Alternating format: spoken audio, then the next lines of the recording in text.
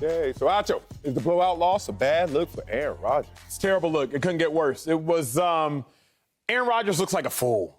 And in all honesty, at this point in time, I'm a little upset on behalf of Packers fans. I'm upset on behalf of Packers management because Aaron Rodgers, the reason the Packers looked as bad as they did is because you looked as bad as you did. Y'all, in life, in ball, in anything, you got to call it both ways. Aaron Rodgers, don't come on the post-game presser and downplay the loss because you didn't downplay the Packers not listening to you about offseason acquisitions. You didn't downplay the Packers not meeting your needs as far as team camaraderie, chemistry, etc. You did not downplay the Packers drafting Jordan Love. That was a huge deal. They drafted Jordan Love, huge deal to you. Packers didn't listen to you in regards to the roster, huge deal to you. Packers didn't listen to you in regards to play calling last year playoffs, huge deal to you. But now when you get embarrassed, worst opening loss in the last 51 years in Green Bay's Packers history, when you get embarrassed, now it's not a big deal. Now it's just one game.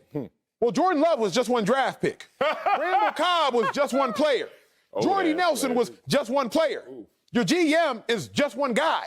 So don't tell me that this is just one game after everything all offseason has been a huge deal. If it's a big deal to them, it's got to be a big deal to you. Because Aaron Rodgers, when it was a big deal to you, you wanted it to be a big deal to them.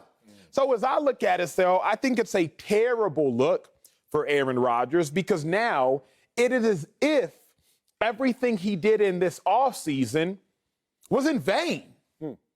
And why do I say that? And then I'm done because I know you got a lot on your mind and we're going to run laps with this one. Is because the mistakes the Packers and Aaron Rodgers made were lack of practice or game repetition mistakes.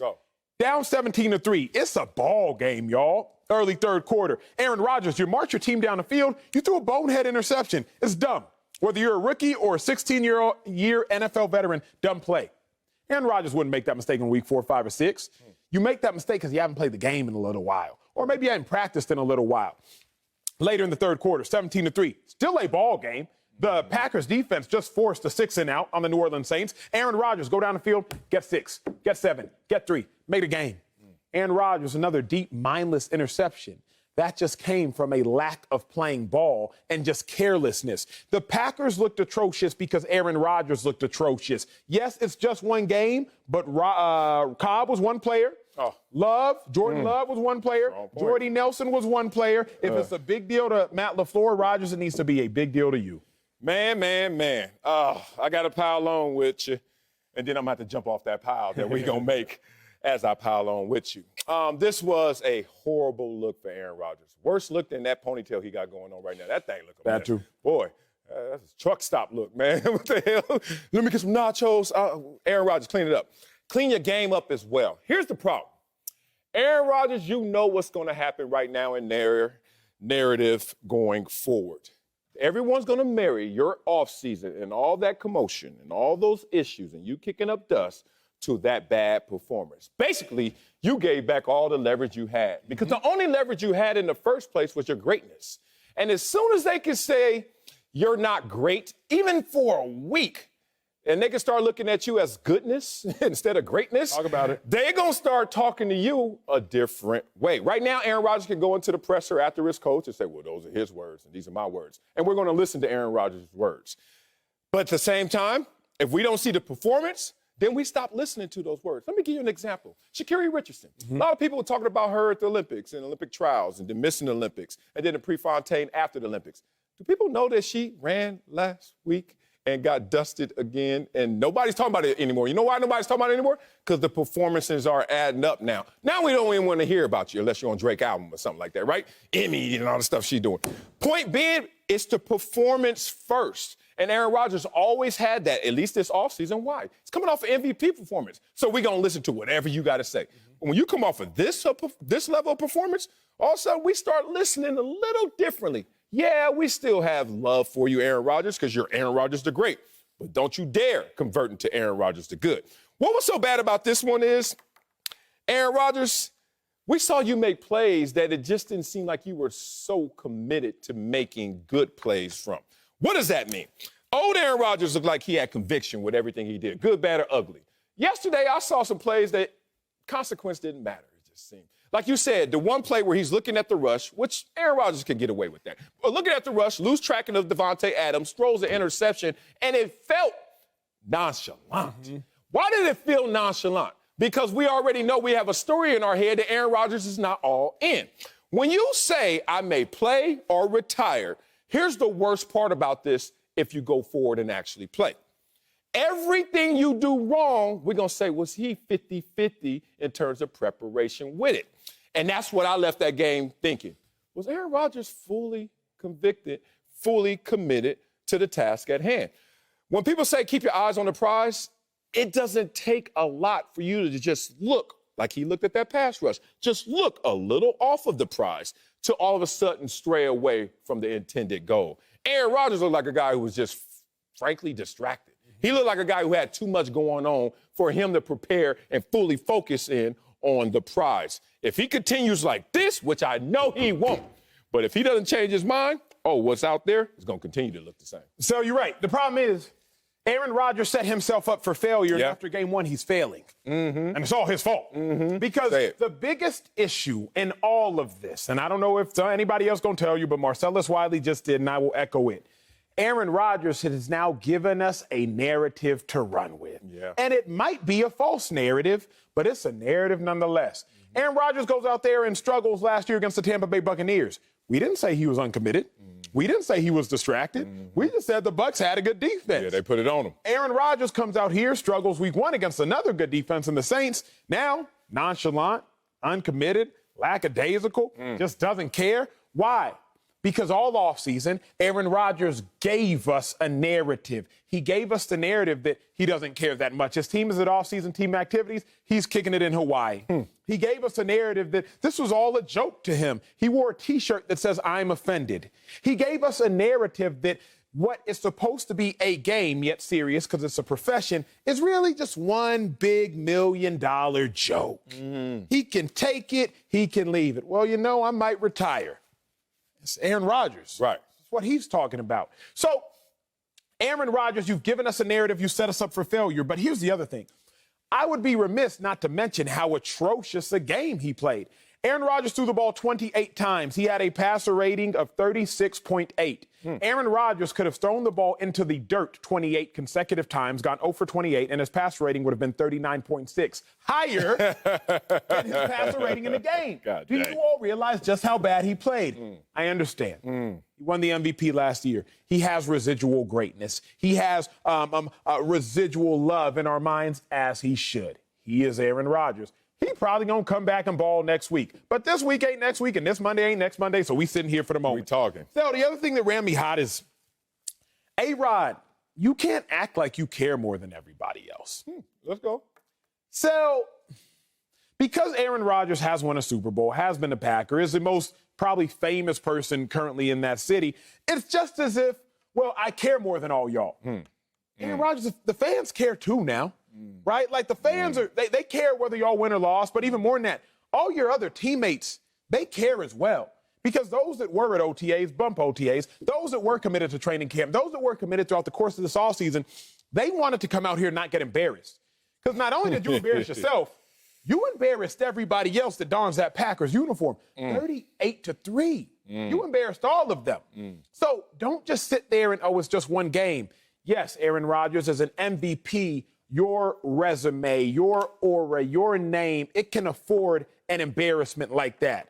But some of the other players on that squad, they cannot afford that like you do. That also, Sal, runs me hot the wrong way. Well, let me stay with you, stay hot, and then I'm going to have to jump off this because just who I am as a person, I always got to stay balanced in this approach. By facts, by resume, it was the worst loss of Aaron Rodgers' career as a starter. That's crazy to say. And it's worse to say after this offseason. Like, you could have pulled this one, like you said last year, week 9, when we saw them lose, and you said, okay, Aaron Rodgers, it's okay. When we saw week 9 with the Buccaneers lose by 35, the Super Bowl champion Buccaneers by 35, and we were starting to say, it's time to bail on them, but they responded. as I think Aaron Rodgers will. But Aaron Rodgers has been here before, and it has been worse than this before in terms of his individual performance. 19 games I counted with a worse completion percentage. He still became Aaron Rodgers, the great multiple-time MVP and Super Bowl champion. 4 games with a worse quarterback rating. So I don't know where he was throwing the ball in those games, but 4 games worse than that, including last year in that Buccaneers loss, 35.4 rating. Did he win the MVP last year? Mm-hmm. Yeah, he did. Can he win MVP this year? No doubt about it. Yeah, he can. But boy, does he have a hurdle to hop in terms of storyline, in terms of leverage. And the leverage is now out of his hands.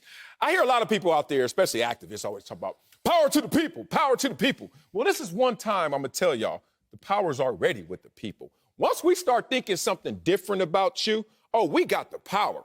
And I always bring this example up, and I hope it fits this one because this show feels like it does. Most beautiful girl in the world walks in class. This used to happen, 9th grade, Tiffany Cambridge. Oh, damn it, I said her name. Anyway, walk into class, most beautiful girl on campus, right? If her head's down, she's not saying anything, what's wrong with you? You look so cute. You look amazing. Pick your head up. Power with the people. All of a sudden, she picks her head up. Next day, she comes in with her head up. And everybody like, oh, she thinks she all that. She thinks she's too cute. What's she doing? Same person, same response, except you walk in feeling like who you are versus you feeling like who they think you are. Aaron Rodgers, you know what people think about you right now? Let me tell you. They ain't thinking good about you. As soon as you give us anything, an ounce to run with, we gonna take it because we're looking at you like you're not fully committed. I saw Aaron Rodgers throw a red zone interception. He hasn't done that in 2 years. I saw him throw 2 picks in a game, and he threw 5 all year last year. Think about that. On top of the fact that you know that this dude wasn't all in. You ever leave school with your boys and they like, all right, the teacher's like, all right, the bell's about to ring. We have a quiz tomorrow. Oh, you hear your boy. He like, no, damn. He don't want to do it. Then he go home. You like, I'm about to study. He like, nah, Nintendo. He playing his Nintendo. Then you like, all right, let's go. He like, nah, I got to ride my bike outside. I got to go see if Tiffany out there. So he ride this bike doing all that. Tomorrow, what happens? He nervous as hell, but he's, man, I'm good, homie. I'm prepared. And the worst thing that can happen to anybody is that you sign this deal with the devil, that you have success without preparation. Mm-hmm. I'm glad Aaron Rodgers fell on his face yesterday for one reason only. I don't want him to sign that deal with the devil. He was off the mark in terms of his commitment. Mm-hmm. He shouldn't have success without full commitment, full preparation. But I know he does respond, as we've seen it before in Aaron Rodgers' career. After he has a game like this, he comes back and he lights them up. Last time it happened, he 4 touchdowns the next game. So look forward to him responding, but I'm glad it happened this way. So the question for me, though, is really going to be why. And we won't get that question answered until next week. Why did Aaron Rodgers struggle? Against the Tampa Bay Buccaneers, we knew why he struggled, and ultimately it was proven to us why he struggled. That Buccaneers defense is legit, particularly when Todd Bowles, the defensive coordinator, is on his game, blitzing, defensive backs or disguising coverages, etc. Mm-hmm.